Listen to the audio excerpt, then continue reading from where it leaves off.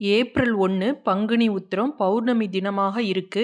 இந்த 2 வேர் கிடைச்சா தயவு செஞ்சு விட்டுடாதீங்க. நீங்களே நினைச்சாலும் பணம் வருவதை தடுக்கவே முடியாது. அவ்வளவு சக்தி வாய்ந்த பரிகாரம் இது. இன்றைய தினமே இந்த வேரை எடுத்துக்குங்க.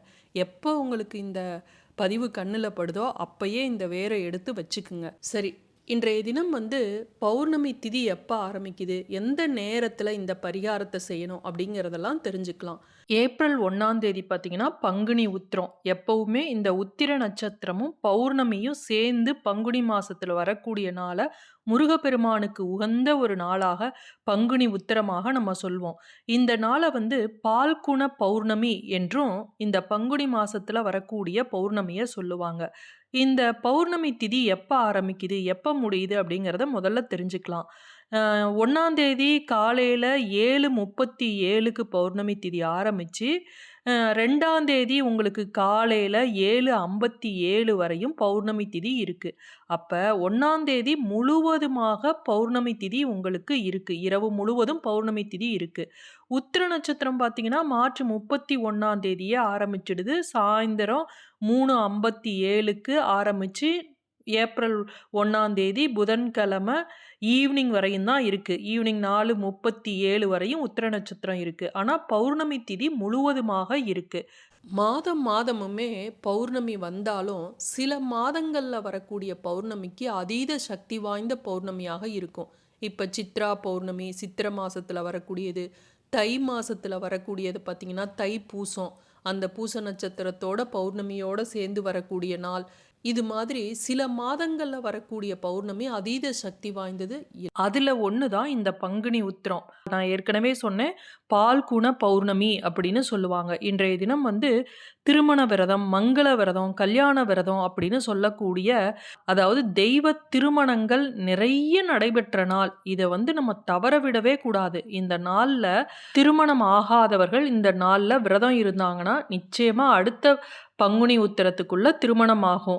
இந்த பௌர்ணமியில் பார்த்தீங்கன்னா இந்த பிரபஞ்ச சக்தியானது அதிக அளவில் இருக்கும். அன்றைய தினம் நம்ம வேண்டணும் அப்படின்னா இந்த பிரபஞ்சமும் நம்ம வணங்கக்கூடிய இஷ்ட தெய்வமும் நமக்கு நிச்சயமாக தரும். இந்த பூரண பௌர்ணமி நிலவுல எப்படி களங்கம் இருக்காதோ அது மாதிரி களங்கமில்லாத சந்திர ஒளி மூலம் இந்த பிரபஞ்சமானது நமது உடலுக்கும் மனதுக்கும் நம்ம வேண்டிய நற்பலன்களையும் கொடுக்க ரெடியாக இருக்கும். அதனால இந்த நாளை நம்ம தவற விட்டுடக்கூடாது. இந்த நாளில் தான் முருகப்பெருமானுக்கும் தெய்வானைக்கும் திருமணமானது. அதனால திருப்பரங்குன்றத்தில் பார்த்தீங்கன்னா பிரம்மோற்சவமும் திருக்கல்யாணமும் நடக்குது.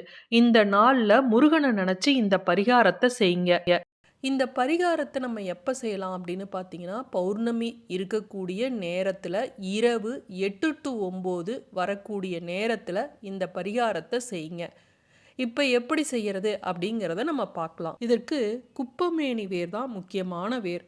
இந்த குப்பமேனிங்கிறது எல்லா இடங்கள்லையும் கிடைக்கும். இதை என்ன பண்ணணும், நல்ல தண்ணியில் நல்லா கழுவிடுங்க. அதில் இருக்கக்கூடிய மண்ணெல்லாம் போன பிறகு அதை ஒரு கல்லை வச்சு நல்லா குத்தி அப்படியே அந்த வேரை மட்டும் எடுத்துக்குங்க.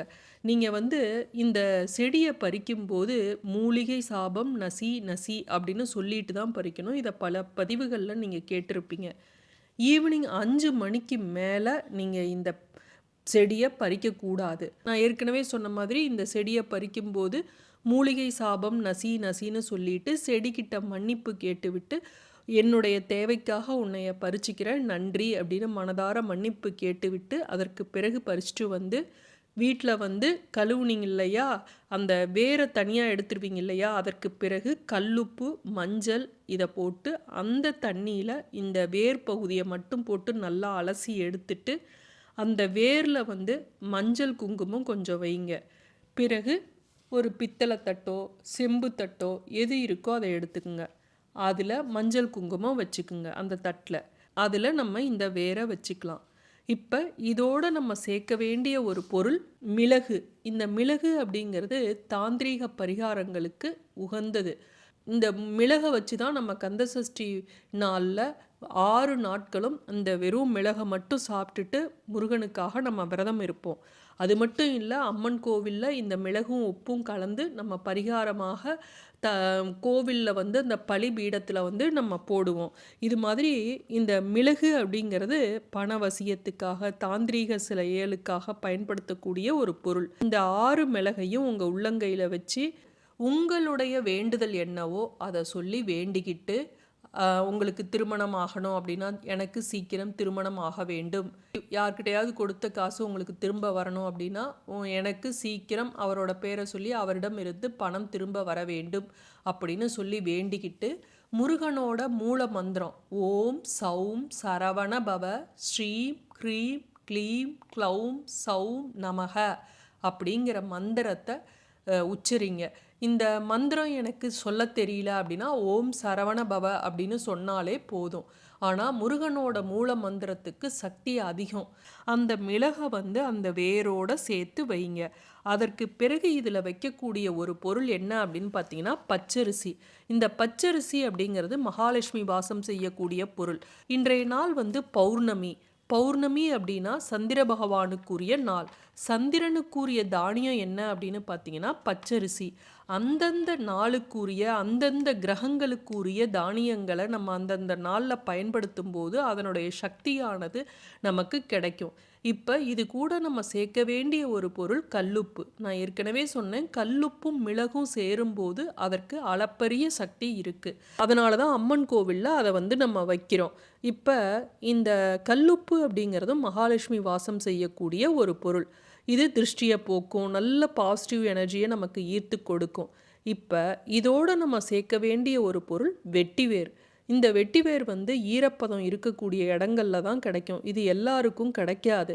இது வந்து நாட்டு மருந்து கடையில் போனீங்கன்னா ரொம்ப ரொம்ப கம்மி விலை. அதை கொஞ்சோண்டு வாங்கி வீட்டில் எப்போவும் பூஜை அறையில் வச்சுக்குங்க. ஏன்னா எல்லா தெய்வங்களுக்கும் இந்த வெட்டிவேர் மாலை சாத்துவாங்க. ரொம்ப விசேஷம்.